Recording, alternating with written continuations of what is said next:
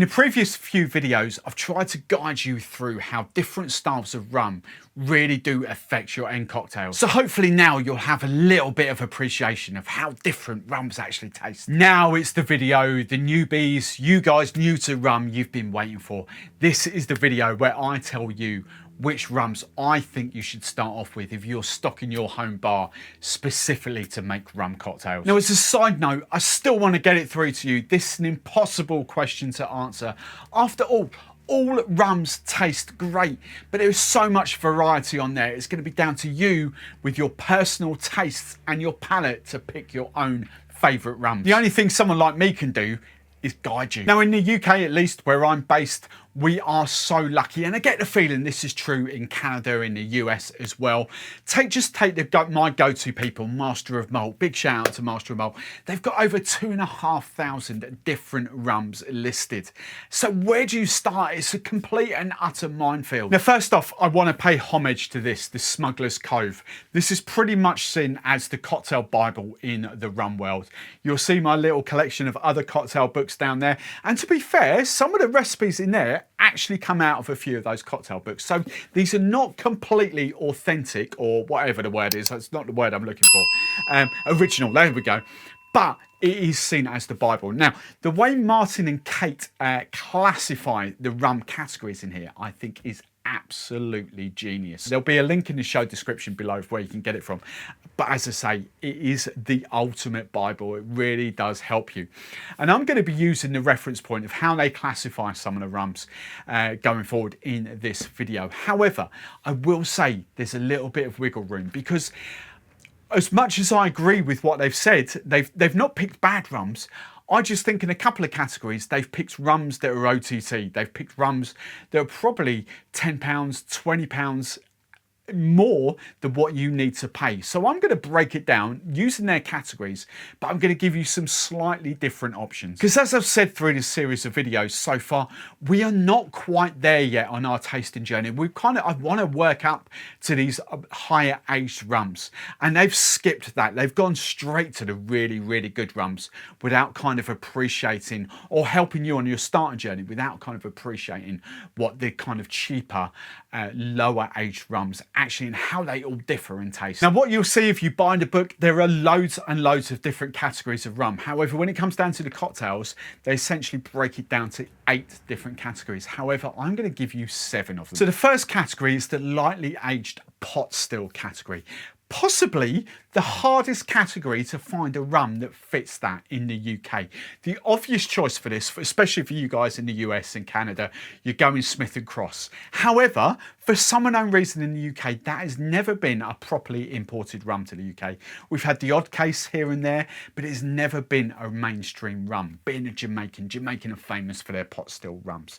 As I said, there aren't many in the rum world, but there are a few. So the rum I'm going to go for in this category is the Zymacker.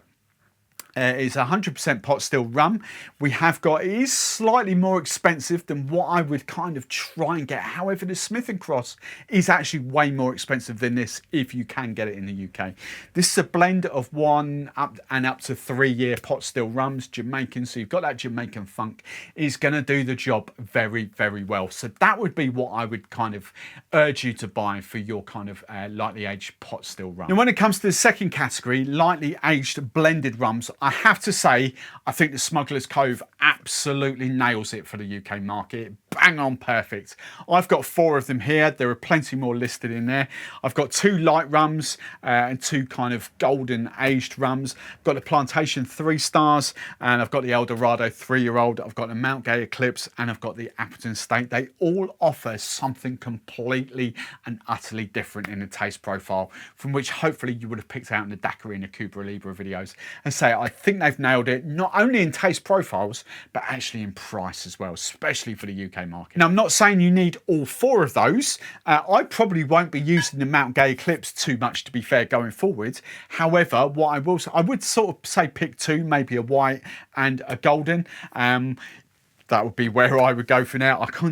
Me personally, I couldn't really split those because I do think they offer something different. However, it is up to you. That is the category, lightly aged blended. As I say, plenty more options in that book. but that's where I'm going for this. Now, when it comes to category 3, it's the blended, slightly more aged rums. I've got 3 here. I have actually got a 4th one as well, but we've got Chairman's Reserve, which I would put in this category. We've got the Eldorado 5-year-old, kind of gives you those Demerara notes, and we've got the Dawley's 5-year-old as well.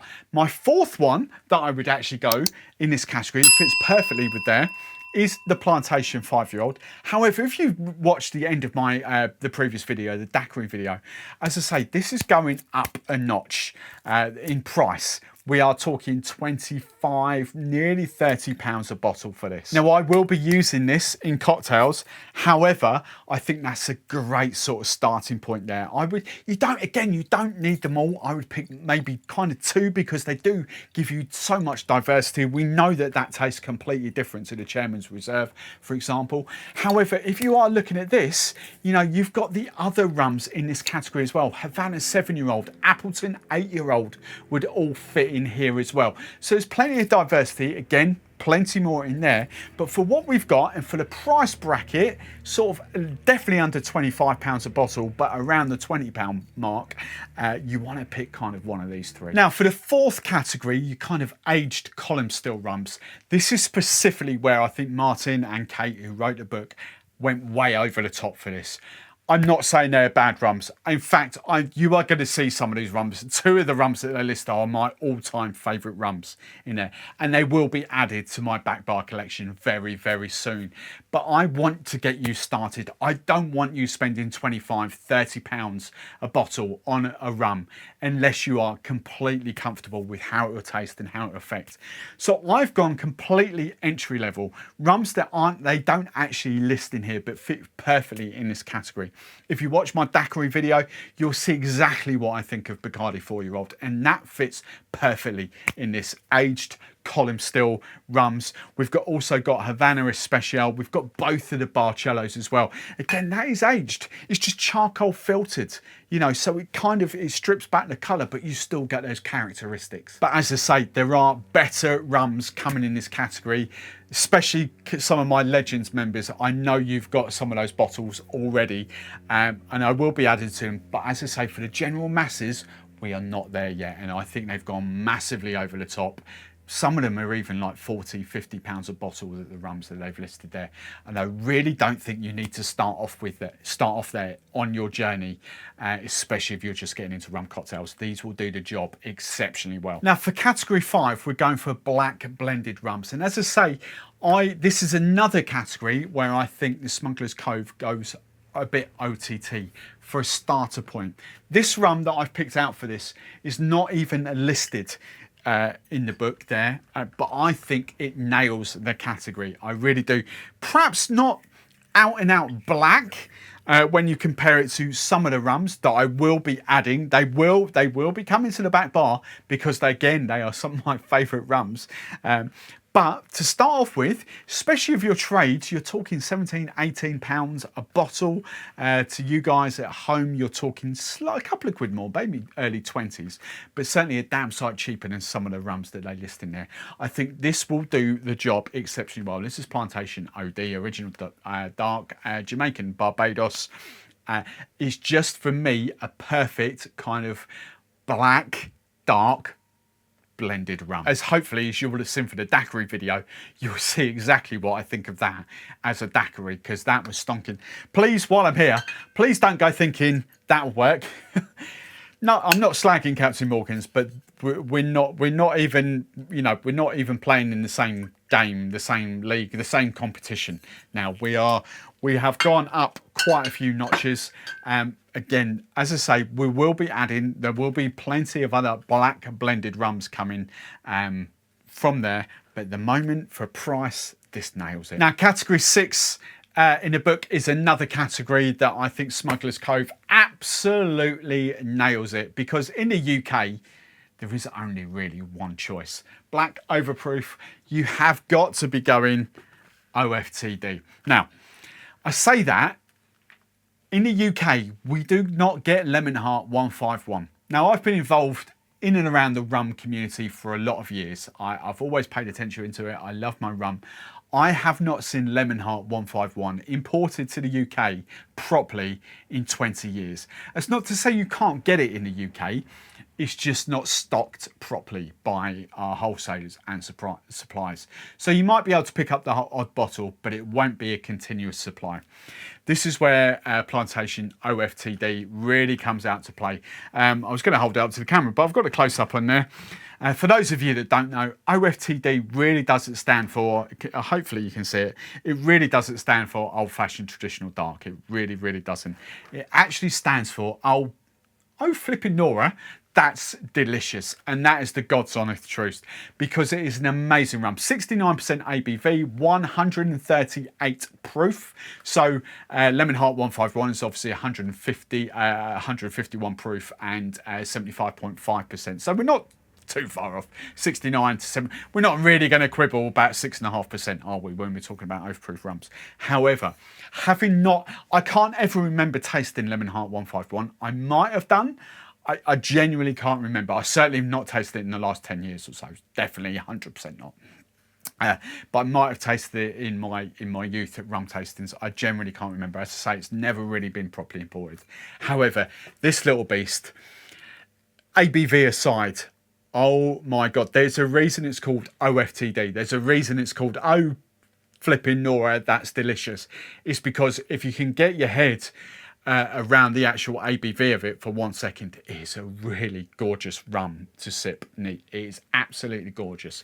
So when it comes to black overproof rums, I have to say, even if we could get Lemon Heart 151, it's seriously got to be a really, really, really good rum to displace this.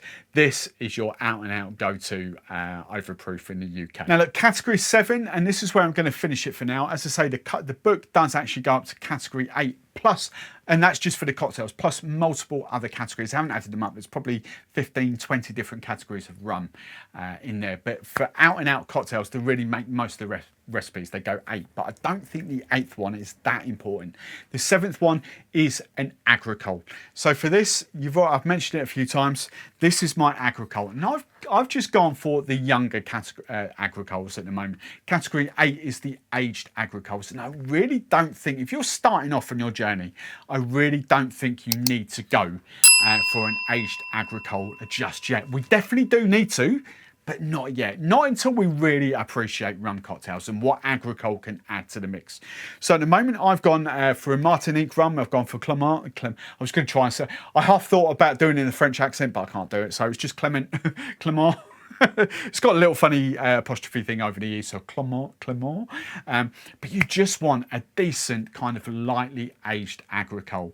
We're talking Damiso, we're talking La Mornay, we're talking J Bally, and we're talking about rum with an H, so the French way of selling rum, so Rum JM. Any of their white, lightly aged rums will do the job perfectly. And I have to say, after tasting some of the Damiso fruit rums, that if it was easy to get, if you were just getting, especially from Master of Malt that I've shouted out before, possibly might be my go-to. But I've had this, and it's nice and cheap. I think this will work a treat. So these are the main 7 categories of rum I think you're going to need to start your rum cocktail journey. This is what's coming up in the future of this channel, especially over the next sort of month or so, and on my live streams. We've hit on a great new thing for our live streams where we're doing cocktails from the Smugglers Cove, and we'll also dive into cocktails from the other books as well. But I think these kind of rums, and you don't need, as I say, you don't need them all. Just pick like maybe 2, especially where I've got 4 out, maybe 2 just out of the category just to get you started. But I don't think you need to go spending too much else on the upper aged rums, the more expensive rums, until we're further down the journey. If you want more inspiration, do go out and buy that. As I say, there'll be a link in the show description below. I definitely think that's the Bible, worth investing in. And also have a look, especially if you're in the UK, have a look at the Master of Malt website, and again, link in the show description below. And coming up right there, when I filmed it, if you're watching this live, if you're watching this in a few weeks, right there will be the purees and the syrups I think you need to set up your home bar for cocktails.